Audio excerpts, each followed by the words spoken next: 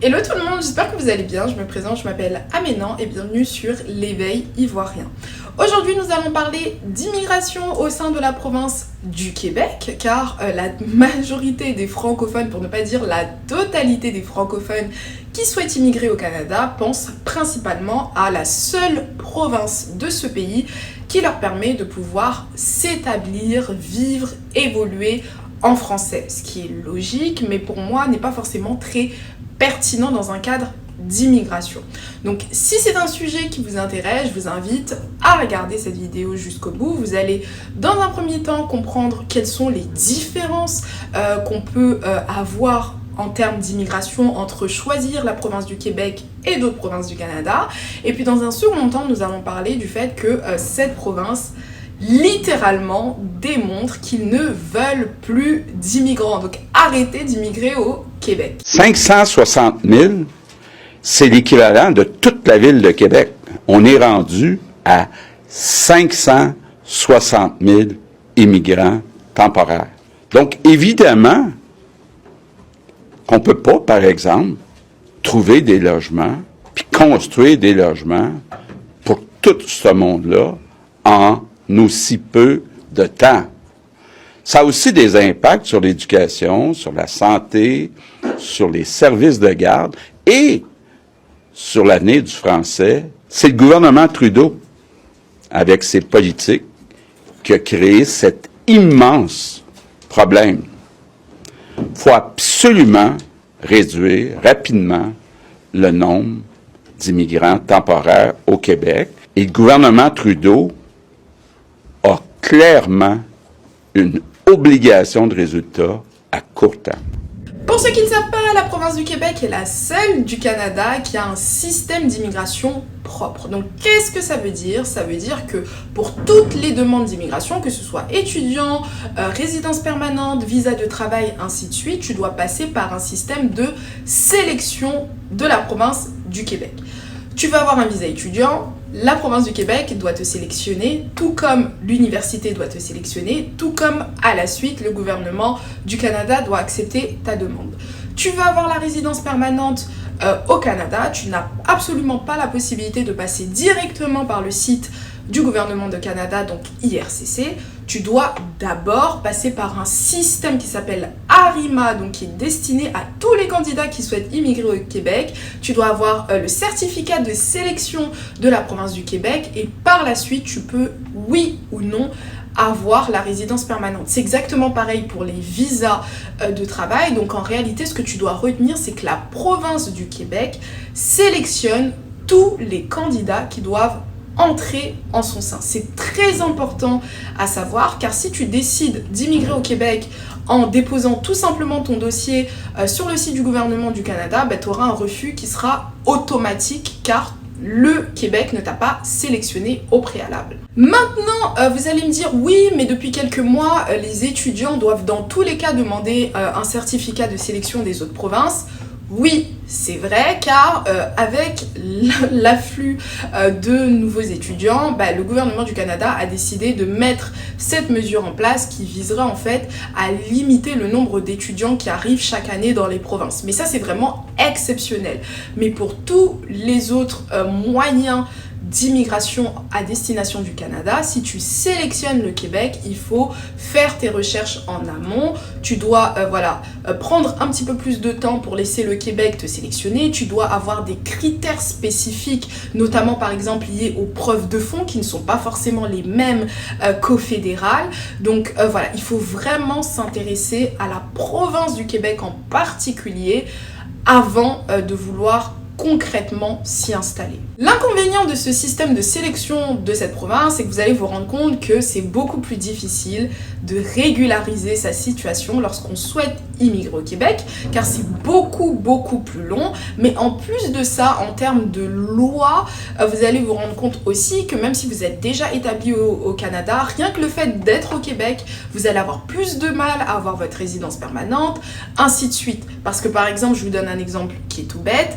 Un résident permanent une personne qui souhaite avoir la résidence permanente au Québec, qui qui vit, qui travaille au Québec, ainsi de suite, doit prouver déjà en amont de 2 ans de vie, de travail dans certaines catégories à l'intérieur de la province du Québec.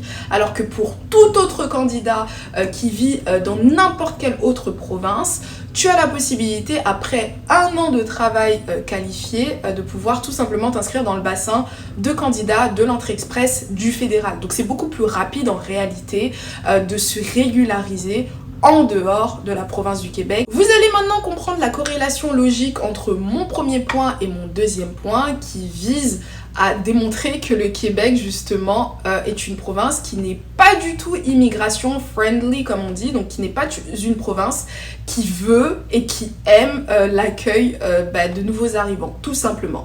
Il faut savoir que le premier ministre du Québec s'appelle François Legault, et à chaque occasion, à chaque intervention, à chaque, interview ou autre, il parle de l'immigration et à quel point il aimerait limiter l'immigration dans sa province, à quel point il aimerait que Ottawa lui donne le plein pouvoir sur l'immigration de manière générale au Québec. Et donc en fait, en réalité, le Québec ne souhaite pas accueillir autant de monde. Donc il faut savoir que la majorité des francophones décident d'immigrer au Québec. Il y a aussi énormément de réfugiés qui affluent au Québec. Et avec le temps, en fait, la province elle est tout simplement submergée de nouveaux arrivants. Et donc leur objectif, donc l'objectif du gouvernement du Québec, c'est de limiter à tout prix l'afflux de nouveaux arrivants. Normalement, à ce stade de la vidéo, vous comprenez pourquoi depuis plusieurs mois, le gouvernement du Québec s'acharne à l'idée d'empêcher les nouveaux arrivants d'arriver. Donc ils ont commencé en faisant une campagne contre le gouvernement du Canada en demandant des milliards et des milliards de dollars de financement, car ils estimaient que s'ils avaient le plein pouvoir en termes d'immigration, de lois, d'immigration, etc., il y aurait beaucoup moins de personnes dans leur province. Ensuite, ils ont décidé à partir de l'automne 2024 d'augmenter les seuils d'accessibilité pour tous les étudiants étrangers. C'est-à-dire que si tu n'es pas français, à partir de septembre 2024, tu auras l'obligation d'avoir une formation de 10 000 $ ou plus. C'est-à-dire que tu ne pourras plus étudier pour moins de 10 000 $ au Québec. C'est extrêmement grave car il y a énormément d'étudiants, tout le monde le sait, qui sélectionnent la province du Québec uniquement car on a la possibilité pour pouvoir étudier pour moins cher en sélectionnant des petites formations de cégep, ainsi de suite.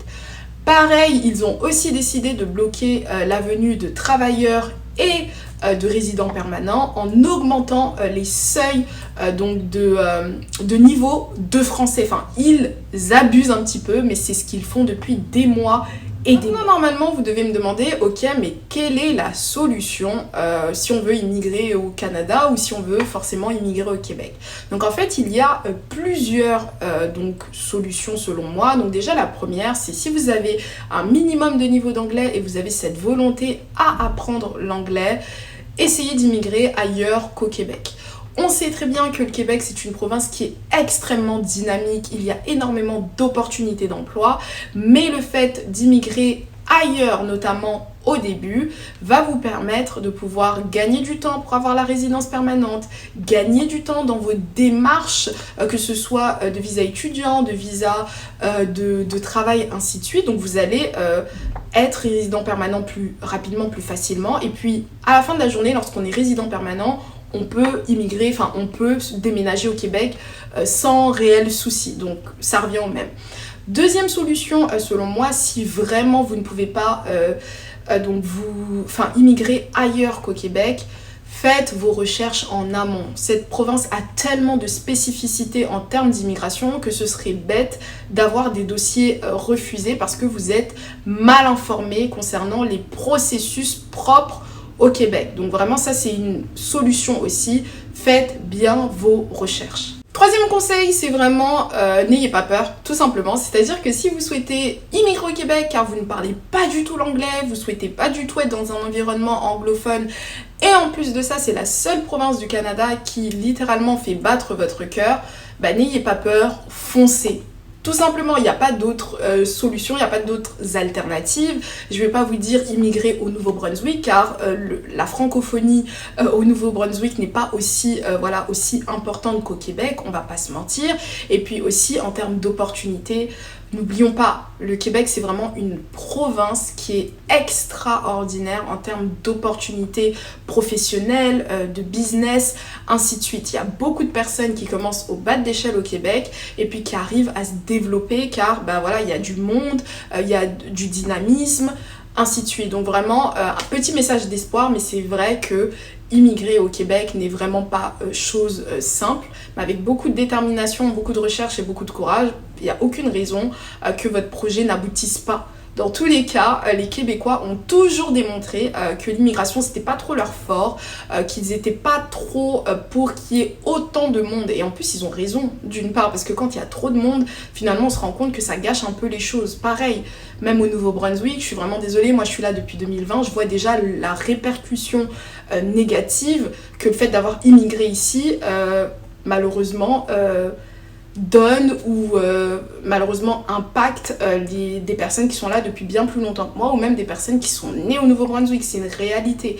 Les logements qui augmentent, le manque d'opportunités professionnelles pour tout le monde, le manque d'accessibilité aux services, ainsi de suite. Donc les Québécois ne sont pas non plus juste méchants entre guillemets, ils sont juste logiques, peut-être même un petit peu trop logique et pessimiste. Ce sera tout pour cette vidéo, j'espère que vous l'avez appréciée. Je vous invite à vous abonner, commenter, liker et partager. Et moi je vous dis à la prochaine pour une prochaine vidéo. Bye bye!